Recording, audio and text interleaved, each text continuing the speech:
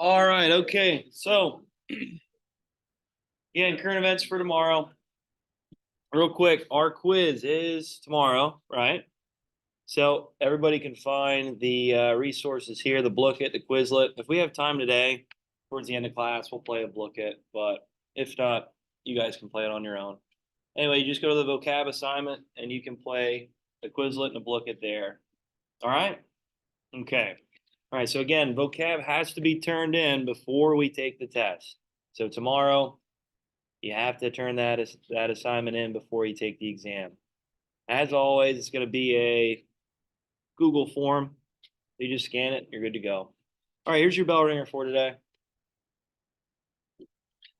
All right, so again, we talked about the Scramble for Africa, how it relates. Okay, this was a good simulation, especially for a lot of you, when it came to the independent countries and territories that were left in Africa. A lot of them were spot on from what you told me yesterday. So, quick review about the game, about the simulation, why we played it, and again, a lot of you it was pretty spot on, 100%. Anyway, there you go. So I'll give you guys some time to work on this. So explain how the Scramble for Africa simulation we played in class the past 2 days related to actually what occurred at the Berlin Conference of 1884. So finally, explain how Africa was scarred forever after the age of European imperialism.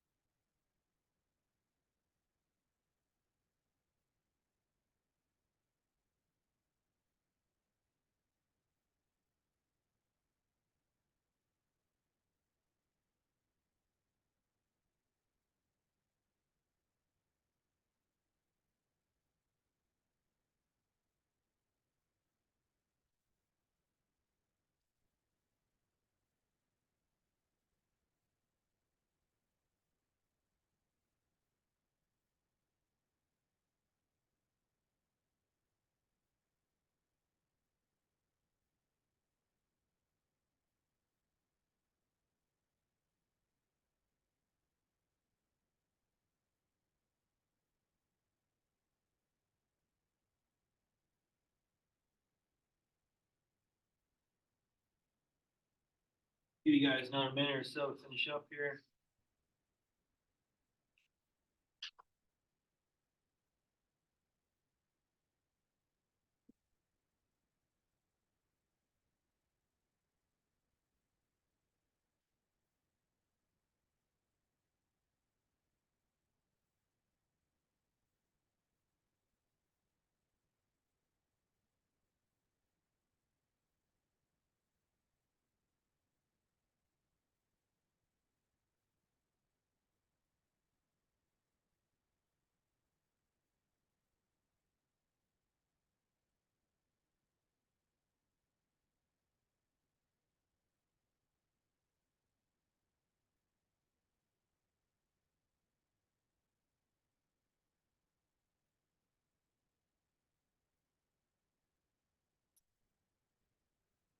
All right, okay, so Scramble for Africa. So simulation that you guys played the past 2 days here where you're rolling the dice.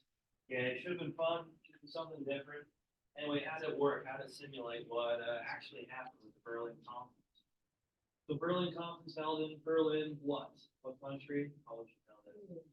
By Germany. Yeah, good job. Who led the conference? Oh, Otto von Bismarck. Yep, good job. So Bismarck held this conference with these diplomats from other European countries and the United States, right? Yeah. So he wanted to make sure that all these countries in Europe and the United States were all on the same page and make sure that they all knew what was going on as they're dividing up Africa, the territories, the land. And the goal there was obviously to extract resources. So that through this age of imperialism, the idea is that these European countries were all in knowledge and understanding of what territories would go to what country. Okay. All right. So with the Berlin Conference, okay, this was also a way to try to keep what? These European countries. Keep what? Right. Peace. Yep. Good job. So again, as these countries are all innovating and building up their militaries, which we'll talk about another term when we get close to World War I, called militarism. Right? Germany's going through it pretty heavily at this time, and these other countries too, but Germany especially. And as they're building up their militaries, it looks totally different than what we saw in Congress of Vienna after Napoleon on the gauge. Right? If a war does break out, it's going to get really ugly now with all these new innovations on the battlefield. So Bismarck realized they needed to try to keep peace some way, somehow. All right, so territories we mentioned yesterday. It comes to the numbers behind these territories. What does that mean? What do the numbers mean behind the territories? Kate? Yeah, good job, right? So when it comes to the amount of resources, or maybe rare types of resources, okay, we talked about diamonds, gold, rubber, right, silver.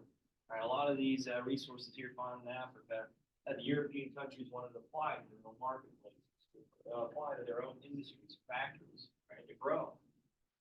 And also, what else could it be by the point system? Lydia. Yeah, good job, right? So being close to water, that's important, especially when it comes to setting up military bases, or maybe alongside a river that flows deep inside the continent of Africa. Right, so I know I showed you yesterday about Great Britain, how they pretty much focus all their territories around the Nile, around the coastlines of Africa, so that they can get in and out pretty quick. And they have a means of natural trade already set up and established. Also, could be what? What else? What about population? Right, that's huge, especially when it comes to slave labor. These European countries were refusing, right? The indigenous groups, okay, the indigenous tribes in Africa, forcing them to work as slaves in their own land. So population does play a huge factor here as well when it comes to just labor force. Okay, obviously slavery. All right, okay. So when it comes to the territories, we talked about it. How many were left independent? And actually, go ahead, Kai. Two, right? So Ethiopia is going to be one of these territories that we're going to talk about moving forward, building up the World War II. Mussolini's going to dive down into Africa and embrace imperialism, which is going to start World War II. I know we didn't get to World War I yet, but he's going to dive into Africa. World War I is still going on as well, but I just wanted to mention that and see where Ethiopia is at that point. Anyway, for you guys, this game, you might have 2, 3, 4, right? Anyway, you can see how accurate the simulation was. All right. Okay. So when it comes to Africa, why was it scarred forever? Well, these borders that the European countries drew up on the map, right, as they were setting them out on the map, right, they're going to remain the same, even still to this day. Yeah, there might have been changes here and there, but for the most part, these borders are exactly the same as what they were drawn up as in the 1880s. So that's a problem, especially when you start to mix different African tribes together. Right? That's only going to cause conflict, wars that occur constantly throughout. Right? And obviously, World War I, World War II, and even to modern day, still a lot of conflict, still a lot of issues with these countries today in Africa, as these European nations left. Still a lot of. Right. Again, I mentioned a little bit about King Leopold. Right. The video mentioned a little bit about him of Belgium and how he was lopping off hands, arms, fingers, you name it. Make sure that they knew the African tribesmen, the kings, knew who was in charge, knew who was the leader was. And just this harsh treatment of the African people, it just goes to show really the brutality of imperialism and some of the negative aspects of it, right, that really come out. Right, the European countries, like you guys did yesterday and the other day, you're just were looking for land. You're looking to win the game. You're looking to win the competition. Never once did you just think about the people that you're going to take over, the people that you're going to force as slaves in their own land.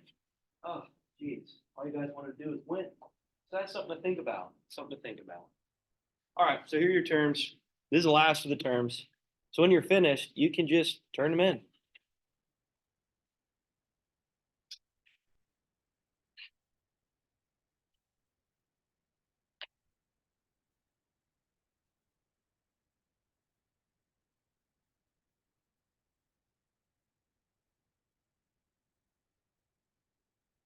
All right, so I wanted to mention about sphere of influence. I know I talked about it a lot, so it's one of those things where there's a term that I probably should include in the vocab if I mentioned it.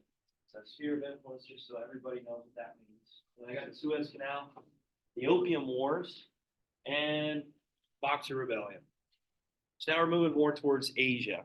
And then today, as we're done talking about these advancements in the Middle East and Asia, right, for these European countries imperializing these lands. Yeah, I'll mention that. I'll show you some local cartoons where you can work with a partner, talk about it, and then we'll discuss it in class. I'm sure you guys saw the assignment there.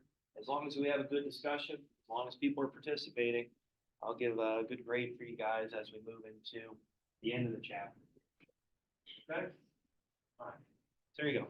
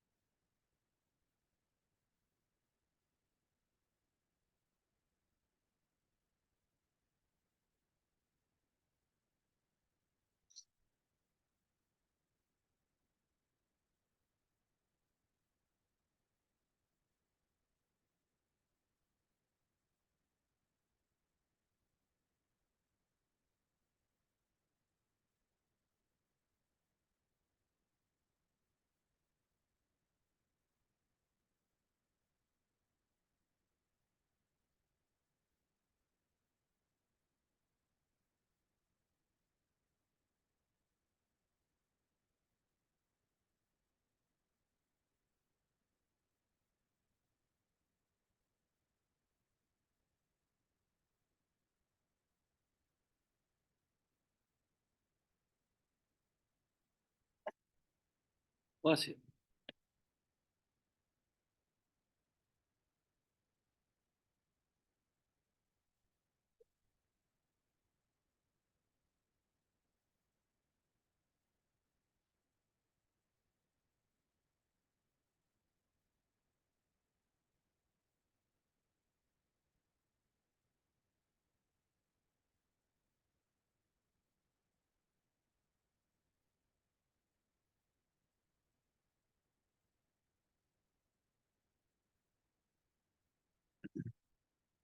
All right, so with these terms here, we're going to go over them throughout the presentation today. And this is going to finish up this age of imperialism, this topic that we've been talking about with Europe. Okay.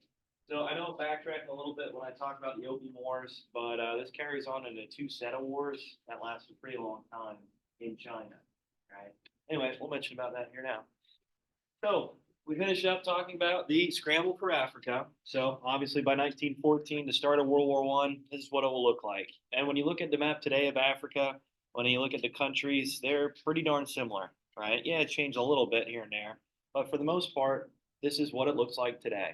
And it just goes to show about how these borders, these lines in the sand, were created by European countries where these African tribesmen, these cultures, these religions, these languages are all smashing together constantly, engaging warfare. Even still this day, there's a lot of war that goes on in Africa over these disputes. All right, the Suez Canal. All right, one thing to note here, as these European countries expanding to Africa, parts of Asia, right, through this age of imperialism. I know we talked about the age of discovery, the age of exploration, right, back in 1400, 1500, 1600, yeah, right around that time. But now, these European countries are extracting resources at alarming rates.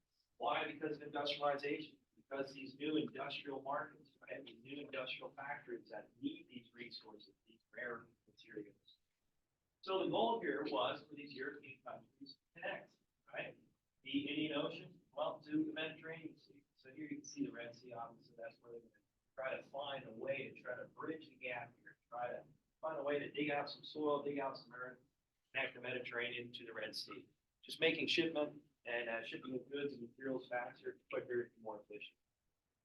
Anyway, so the Suez Canal, all right, this was actually an idea created by many European countries. France was really the first one here to dive into this idea.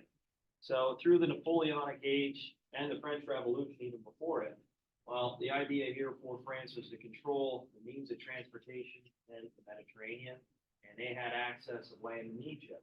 Right? Napoleon fought many battles against European countries in Egypt. All right.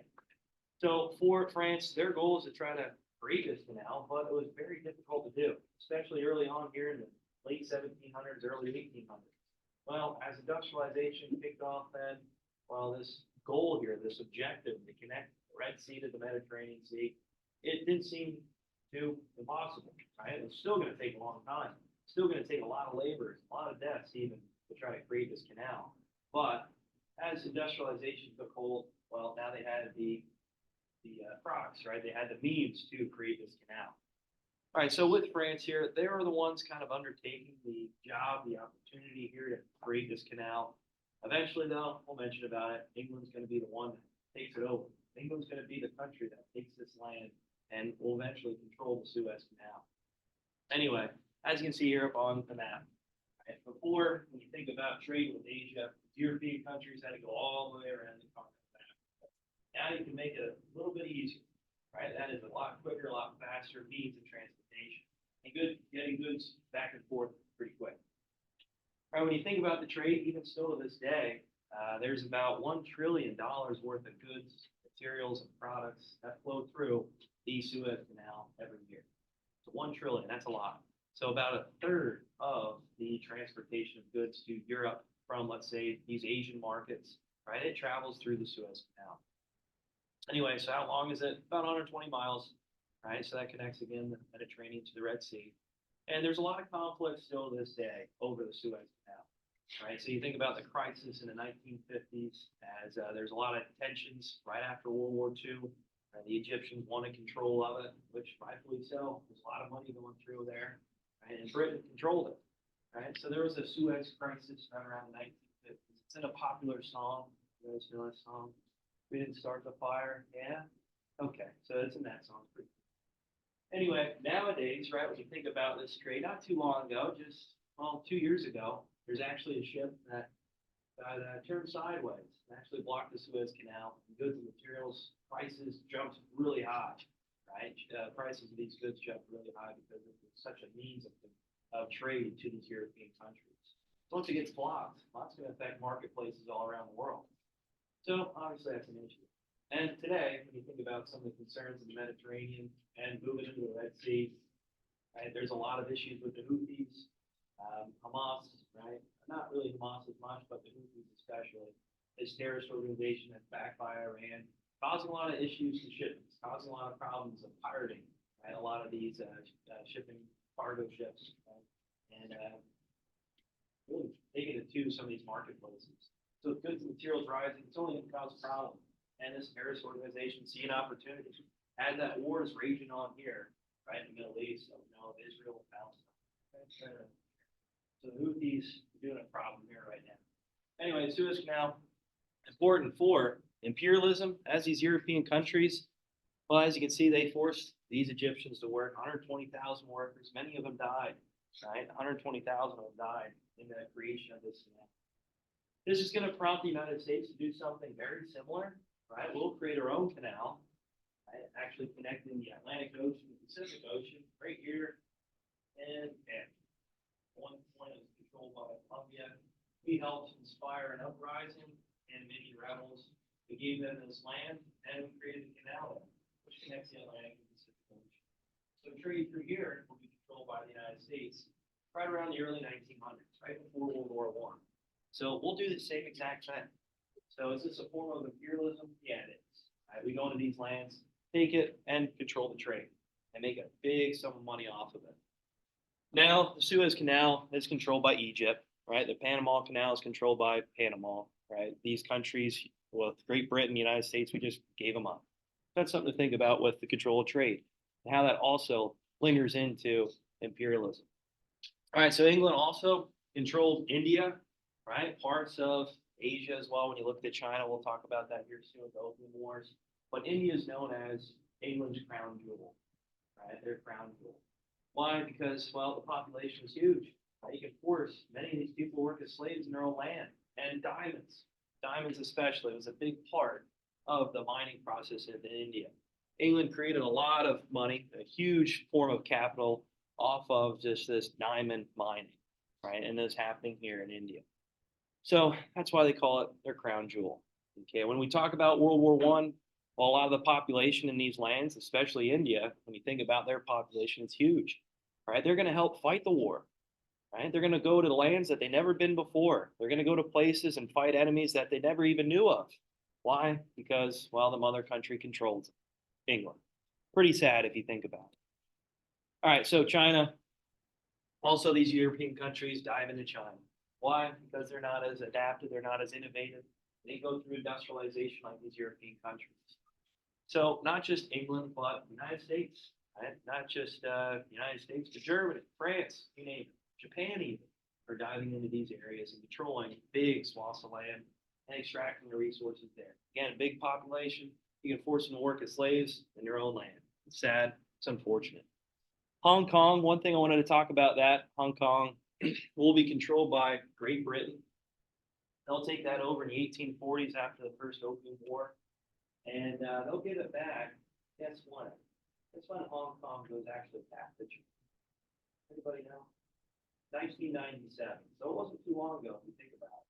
So Hong Kong was actually a sector, an area controlled by Great Britain where capitalism could run freely. And that was controlled by Great Britain all the way up until 1997.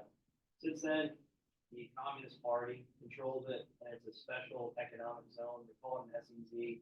So you had communism, that means government controls it, but this special economic zone allows for somewhat of a mix, right? China is allowing this trade, this free trade around the world in order to continue to grow and in order to try to stay innovative, competing with these other European countries and the United States.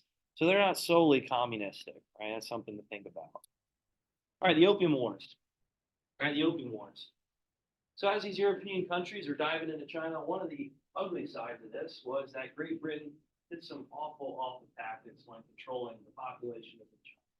They introduced opium, which is a drug, kind of like heroin if you think about it, right? So this is a very addictive drug, right? It causes a lot of issues, especially to the nervous system, to your consciousness, right? And it just throws you out of whack to a point where you just become solely addicted, highly addicted of it, and you don't want anything else.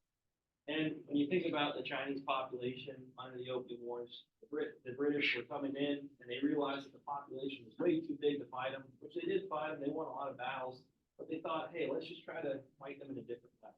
Let's introduce a drug. They'll all get pretty much addicted to it, and we can just do what we want with the land. That's unfortunately what happened. For the Opium Wars, it was a really ugly side of it, where Britain introduced opium, and a lot of the Chinese people, the population, became highly addicted to it. And England could just run the country the way they would want. They could extract the resources the way they would want. And a lot of the people were just high off of it, overdose. You know, it was just an ugly side of a different means of warfare that started to be introduced in the 1800s by England. So there's two set of wars of it. So obviously China's not going to be too happy about it, right? Some of the leadership realized that a lot of their people are just ODing or just becoming so addicted to this drug that it became a big problem. Here's some political cartoons just emphasizing the Opium Wars. As you can see here in the top right, England just dumping down the drug down the Chinese their mouths here, getting them addicted to it. You can see it down in the bottom part here too. The European countries ripping apart China as it's a blanket, as they're tearing it apart, kind of like what they did with Africa, and the ugly sides of imperialism shows. Anyway, so with the Opium Wars, eventually you'll see a Boxer Rebellion come about, and how the Chinese will actually do their best to fight up against the English out there.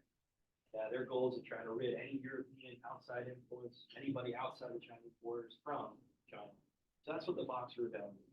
Was it successful? Somewhat, right? Somewhat. England will still control Hong Kong, like I said, up until 1997. So again, it just goes to show that this was a century of humiliation for China. So that's what they call it themselves. Right? When they look at the 1800s through the 1900s, this was a century of humiliation. They just lost everything. They became addicted to opium, right? And the European countries and the United States took advantage of it. Obviously, when we get to World War II, Japan will do the exact same thing. All right, so the white man's burden. One thing I want to mention about this is that this was an idea here in the 1900s, created by the United States here. This is a poem, kind of an idea here where the people of westernized countries, industrialized countries like the Western European countries and the United States, they have to try to do their best to innovate and inspire industrialization to these lands in Africa and Asia. In other words, make the, I don't know how else to say it, but make the people here that are uncivilized civilized. That was their burden onto the world, the white man's burden.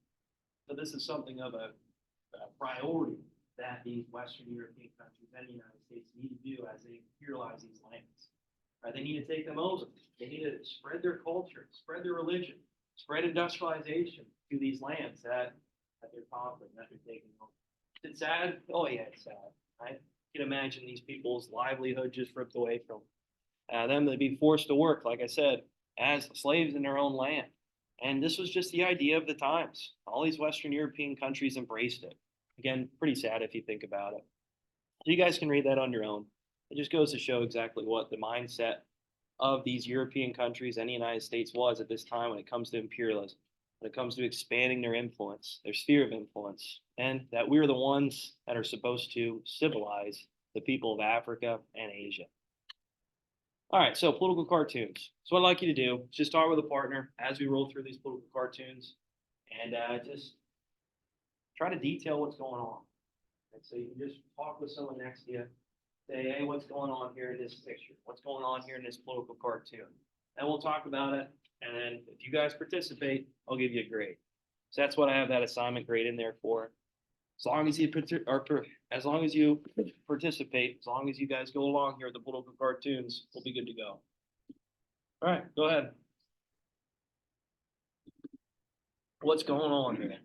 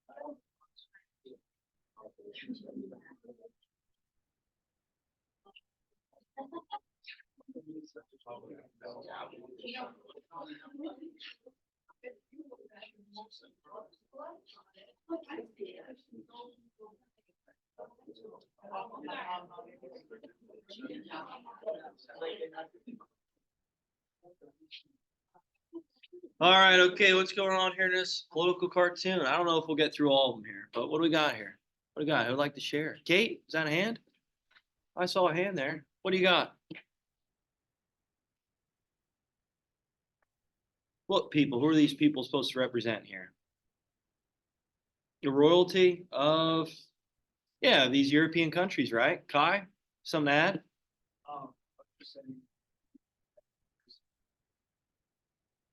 Yeah, good, good. So these European countries are all dividing up China just the same way that they did with Africa, right? They're all looking at it as a piece of pie, right? And their goal was to try to take it up. Anyway, you can see the Chinese leader in the background, and he's just saying, "Hey, stop, hold the process here. This is our land. What can you do?" And just again, there's nothing he can do about it. One thing to note is that there's a Japanese leader here, kind of symbolizing that Japan is industrializing and they're advancing just as well as these European countries. Not as quick, but they're right there. And I didn't get to talk about it too much, but the United States is actually the one that helped industrialize Japan. And Japan is becoming a strong power through this time in the late 1800s, through World War One, and then eventually we'll fight them in World War Two. So it's one of those things where these European countries and Japan are jumping into the mix of dividing up China. All right, let's look at the next one here. All right, here's a good one. So this goes along with this white man's burden, if you think about it. So there you go. I'll give you some time. Talk with a partner. What do you think? You guys have access to it too, so you can look out on your presentation.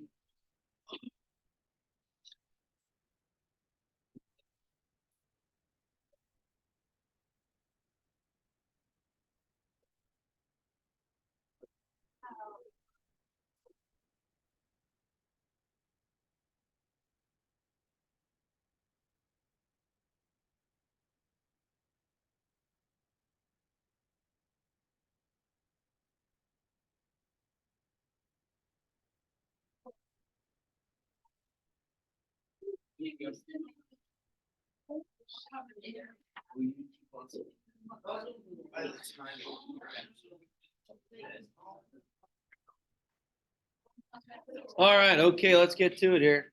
So what do we got? What do we got? So at the top here, it kind of just shows these territories that were controlled by these European countries. What else do we got to say? What else? What do we got? What do we got? What about this transition here? What does this mean? Conrad, go ahead.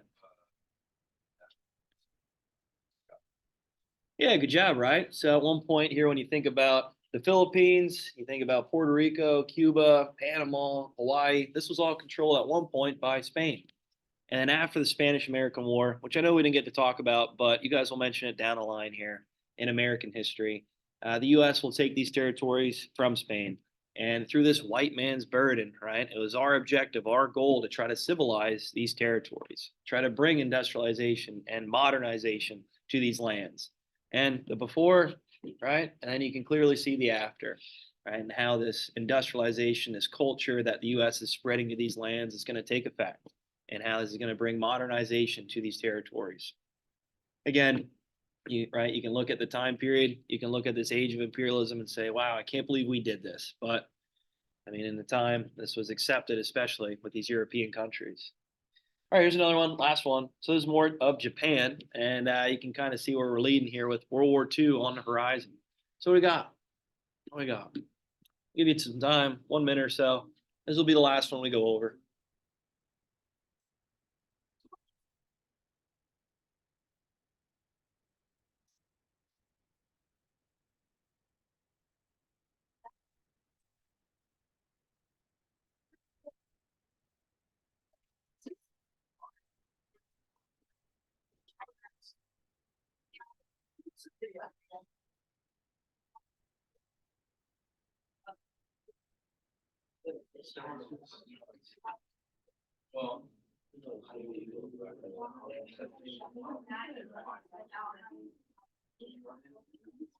All right, okay, last one here. What we have? What we got? What we got? All right, go ahead. Did they do anything about it? No, right? You can see how Japan's just stepping right over Korea as they're making their way to Manchuria, which is at the time the northern part of China. They will mention about it how Japan is going to imperialize, right, these areas, these lands throughout Asia themselves, leading up to World War II. So Korea is just a stepping stone for them. Right? You got to get to Korea here before you get to China. And as you can see here, he's stepping right over them, and the Korean leader here, he's just saying, "Hey, there you go, fair passage to Manchuria. Go ahead, take your way there." And he's not too happy about it. He's not too happy about it. But again, it just goes to show imperialism, modernization, industrialization. They accept it, right? If they're really embracing it, they're going to have a step up in these lands, and that's what Japan's going to do here in Asia, leading up to World War I and World War II. All right, that's all we're going to go through today. Anyway, our test is tomorrow. So everybody, please turn to your vocab. Please check out the resources too that are available for you. Look at the Quizlet and come prepared.